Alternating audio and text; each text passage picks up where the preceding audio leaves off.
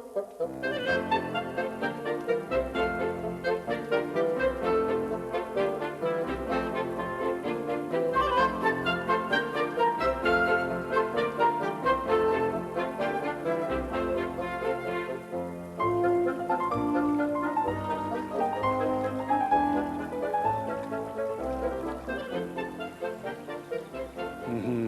great rivers of the world.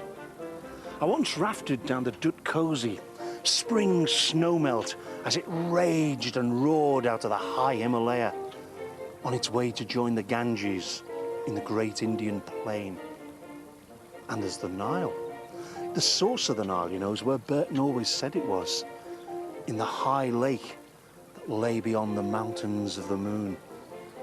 And this is the Nene, where it joins the Wash. Oh well. Actually, it's more interesting than you might think. Yes, I know it doesn't have crocodiles lurking hopefully near the funeral pyres at Varanasi, and you won't find Ramses II's temple complex at Abu Simbel looming above its waters, but I can show you a hippo at Whittlesea and a hidden bit of Peterborough Cathedral as we follow the Nene from sea to source. Mind you, one thing that does loom above its waters is beautiful enough in its own way, and definitely well worth the cycle. Sad soul that I am one huge fan of that Fenland wonder, the Cross Keys Bridge. There have been 3 bridges here. The Swing Bridge was built in the 1890s by the same engineers who made Tower Bridge. And those of us who remember the swinging 60s know that in those days it carried more than portly presenters pretending they'd cycled all the way from the Wash to Sutton Bridge. You see, right up to the eve of the 60s, the steam locomotives of the Midland and Great Northern Railway would shake, rattle and roll right across it. Hello, Wisbech Pilot, Sutton Bridge. What have we got on today's time, please, over? Cross Keys Bridge is man-operated, and 20 years ago that man was a dark-haired, denim-clad chap called John Barker. 20 years on, he's still perched up in his shed in the sky, and though his hair's a bit greyer, his jeans still fit him. Must be all those stairs. I was amazed that you still man this 24 hours a day, don't you? Yes, we're manned for the reason being that the tides are every 12 hours, and 2 tides every 24, you see.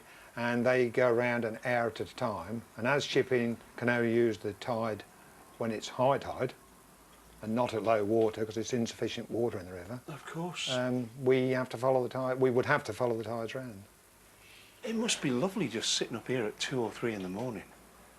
Yes, it's got its assets. Depends what time of year it is, really. Oh yeah, in the winter it'd be a bit chilly. Those lorries don't half shake this bridge, don't they? They certainly do. But it's not actually doing any damage to it? No. It's okay as long as they don't spill the tea.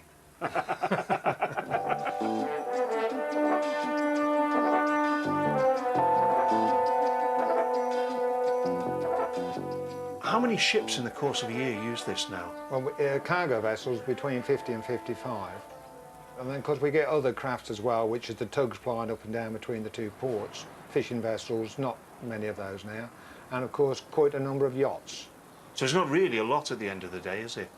I'm only really curious because I've seen, whenever I come up the A17, I've seen with unerring accuracy to coincide with the fact that you've got the bridge open to let a boat through, because I always end up sitting in a queue of traffic. Well, you're very lucky. There's lots of people who'd like to see it and never have the opportunity. Actually, well, that brings me nicely onto something else, because I was going to be really cheeky and ask, could I open it? Well, of course you can open it. Why not?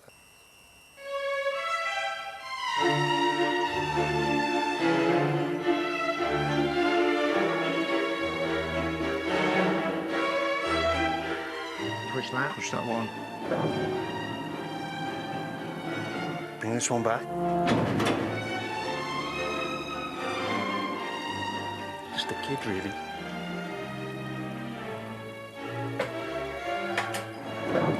Here we go. It's great.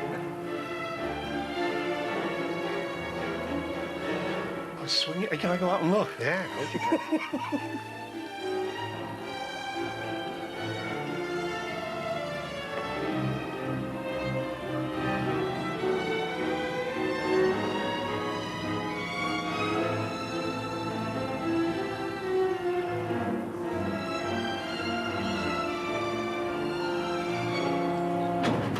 Do you know, sometimes this job is so stressful. I just don't know how I'd cope if I wasn't able to relax occasionally. You know, speed trial cycling, regular pole vaulting, oh, and of course, ice skating. That's how I dump the stress. Oh yeah, and lumbering you lot with impossible riddles as well. That does me the world of good. What do you think might be the historical thread that connects frozen fenland rivers in the depths of winter and those frozen, startled-looking poses that people seem to adopt in Victorian portrait photographs? And if you're wondering why I'm dressed up in the Peterborough Pirates ice hockey outfit, that's a bit of a clue. So, frozen rivers and Victorian portrait photographs. Oh yes, and a silly hat. This is the River Nene at Wisbeach. In the recent past, iron-hard Fenland winters regularly froze the rivers and drains, and Fenlanders flocked like geese to enjoy their days on the ice. Fun and frolic by all means, but there was serious sport as well. You see, throughout skating history, the Fens have produced a crop of champions. Men celebrated not merely for their speed, but also for their dogged determination. Something you need in spades to work this landscape. One famous skating dynasty specialised in bizarre nicknames. William Turkey Smart was the first in a line of great Fen champions. William C was another, with the astonishing racing name of Gutta Percha. But it was Turkey's nephew, James Smart, brother of George Flying Fish Smart. Honest? Well, he was the fastest man on ice. And he never had a nickname. But he was world champion in 1888. Do you know, there's all sorts of myths and fallacies about how and when skates first arrived in the Fens. So I came to Wisbeach Museum to... All right. That's easy, that, you know. Anyone can do that. Of course, I don't, because I'm a serious historian. As I was saying, Wisbeach Museum very kindly lent me some of their skates, and I'll use them to illustrate some of the stories about how they got here. The first one, which is really nonsense, is that the Norman builders of the cathedrals brought skates so they could get around between building projects in the winter. Tosh. The next one, a bit more plausible. The Dutch word for a skate is schat. And they claim that the schat was first introduced by the people who came here to drain the Fens, Cornelius Vermuyden and all his gang. Well, that's fine, except that I'm fairly certain bone skates, you know, animal bones, have been around since the Middle Ages. In fact, I'd even put money on them being around in Viking times. So that leaves us with a lovely little story from Southery, where they tell you that in the Middle Ages, a shipwrecked Dutch mariner was rescued by the villagers of Southery, and he was so grateful that he declared himself to be a fine, upstanding blacksmith, and he would go on to show them the secrets of shat construction. Now, to this day, there is a little farm just outside Southery called Shat's Home, which means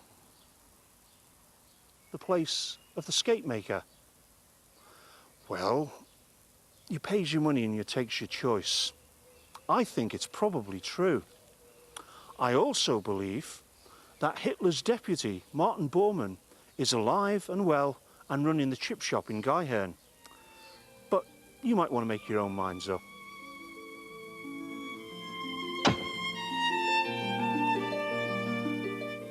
So where do those Victorian portrait photographs come in?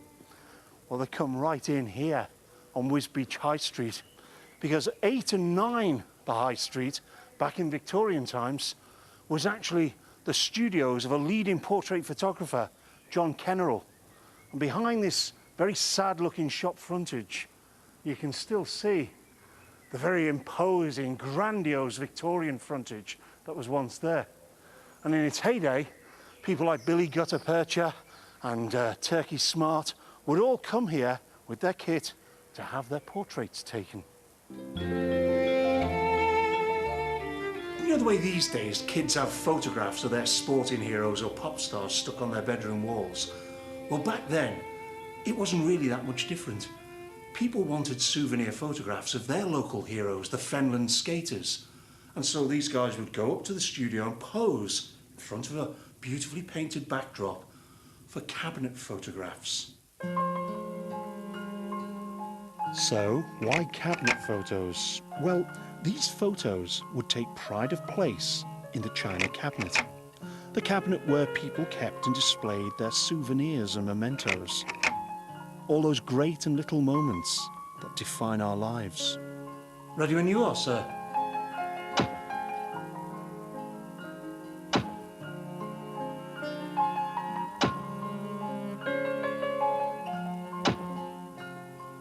Ah, but what about the hat bit of the riddle? Well, headgear played an important part in competitive skating, and not just to keep your ears warm in a race. The answer and the evidence is in the diaries kept throughout the 17 and 1800s by Fenland farmer John Peck. He writes about skating matches and hats. On the 13th of January, some fine snow falling to the depth of half an inch on the levels. In the afternoon, skating on the Shire Drain for a hat. Young Puttrell from St James, winner of the same. And a prize of 10 guineas run 4 at March and won by May of Upwell. You see, these guys didn't just race for the fun of it. They often raced for prize money. And when the prize money wasn't forthcoming, well, local tradesmen and shopkeepers were more than happy to put prizes up. A nice form of advertising, if you like. And so people would race for flasks of spirits, cider beef, and time again you find warm hats. To keep the wind out of your ears when it's blowing across the fen.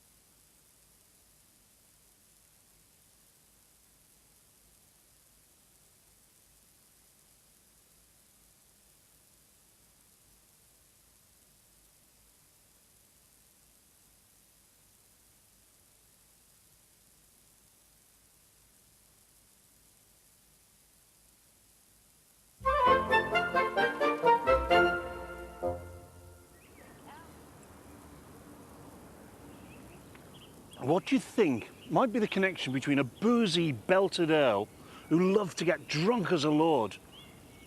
Or actually, do lords get drunk as commoners? I don't know. Anyway, a boozy, belted earl, a sandwich, and a hippopotamus.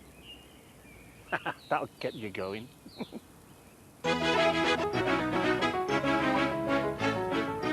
To have a hope in hell via club of getting this one, that's a little clue by the way, you need to know about a certain summer holiday spent on the old Nene in the 1700s.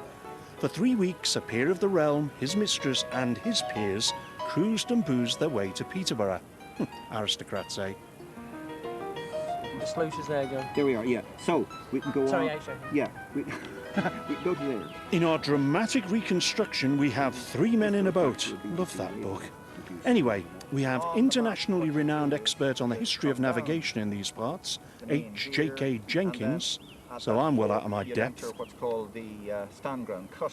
We call it the stand ground cut today. That's a local name for it. And there's the skipper of the local tourboat, Dave Cogging, who knows the water far, far better than the man in the middle, in a bit of a muddle with the map.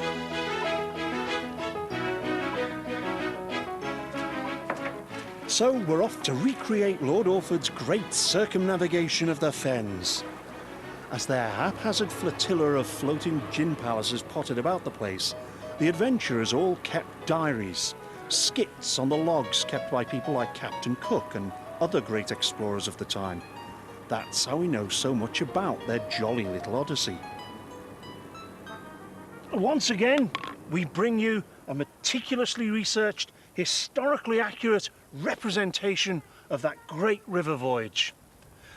You see, Orford was absolutely determined that this was going to be the last word in luxury river trips. And he had the dosh to be able to ensure it was. He hired himself 5 Fenland lighters. The first one, they actually rigged up with a rudimentary mast and sail. And then with a combination of chains and ropes, they attached the other 4 lighters onto the back of it. Now, when it was in the water, it looked for all the world like any of the big commercial barge trains that used to ply the rivers, carrying cargoes like stone and timber and corn. But the cargo on this occasion was going to be substantially different. For starters, the first boat was actually kitted out with berths and cooking facilities for Orford's servants and cooks. The second one was his personal private accommodation for himself and his long-time mistress, Martha Turk. The third boat in the chain, well, that was going to be for his friends and their associates, shall we say. The next to last boat was actually going to carry the crew for the front lighter. And the last one, well, that was for carrying stores, and it was also the berth for the hippo. You remember the hippo in the riddle? Well, Hippo was actually the horse that pulled the boat along the banks of the river until the bank ran out. And then, like all Fenland River lighter horses, it was trained to hop onto the back boat as it went past. And off they jolly well went.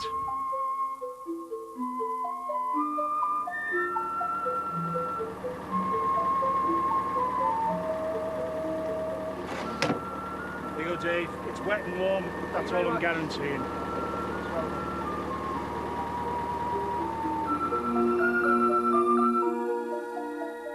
This man knew how to party.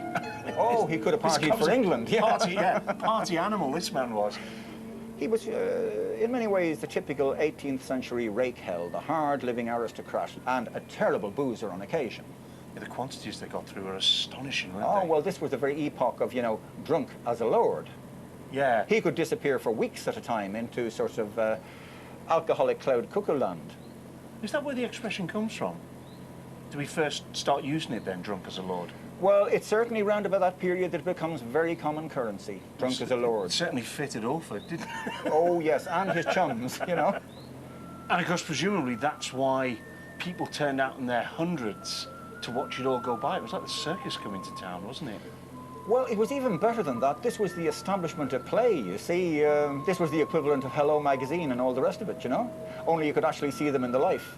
And there are stories, for instance, when they were moored on Whittlesea Mere, they were at dinner, and all of a sudden they found rows of Fenland faces looking in at them. Small boats had come alongside, you see, to look in at the grandees having their meal.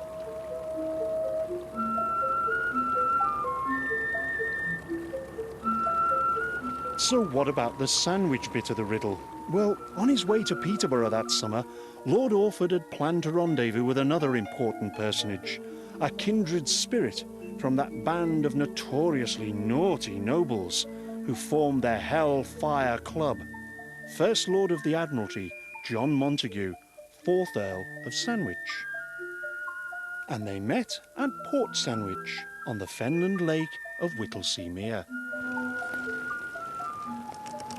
So, dear viewer, by bicycle into deepest, darkest Cambridgeshire, in search of the lost lake of Whittlesea.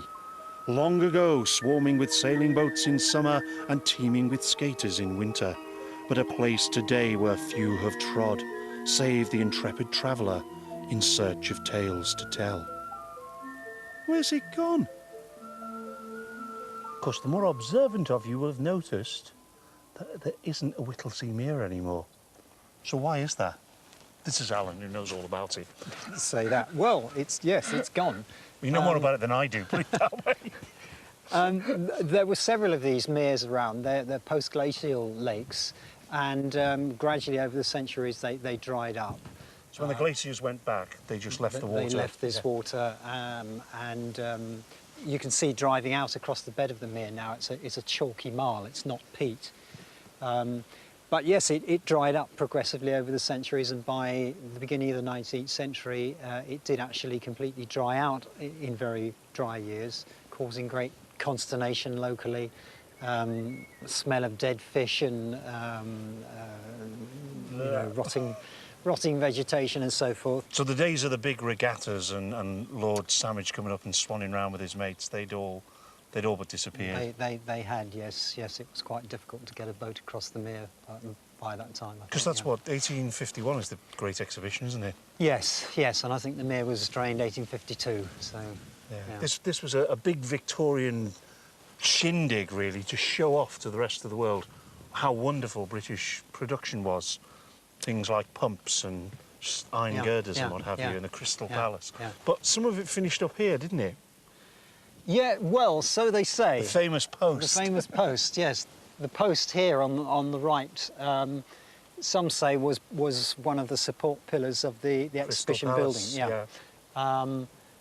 However, there was a man called Hutchinson who did a study in the early 80s of the shrinkage here and where the post had come from.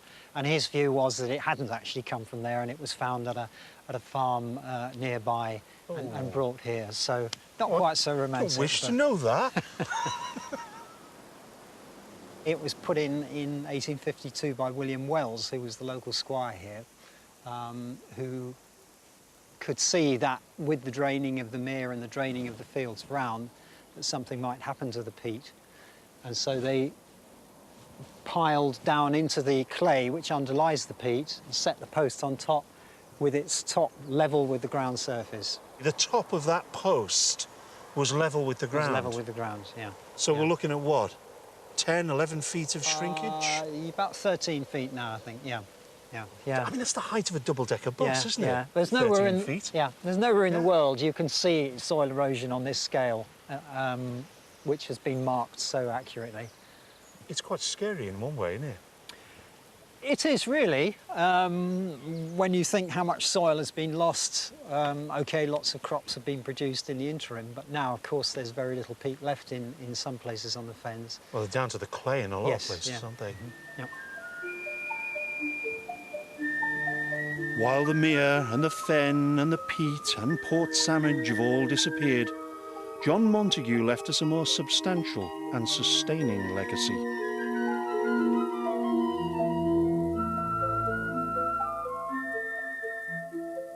Apart from sailing, another of Sandwich's passions was gambling.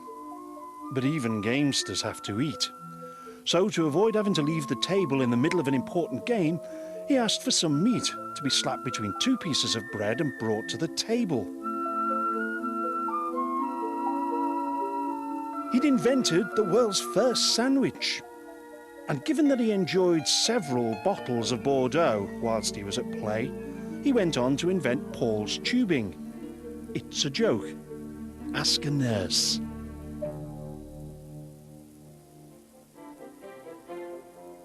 Right, next week it's onwards and upwards along the Nene. I'll be handling precious stones, telling the tale of a beautiful bridge and a bale of hay, and blundering through the buttercups to solve the mystery of the Lantern Tower. Don't miss it.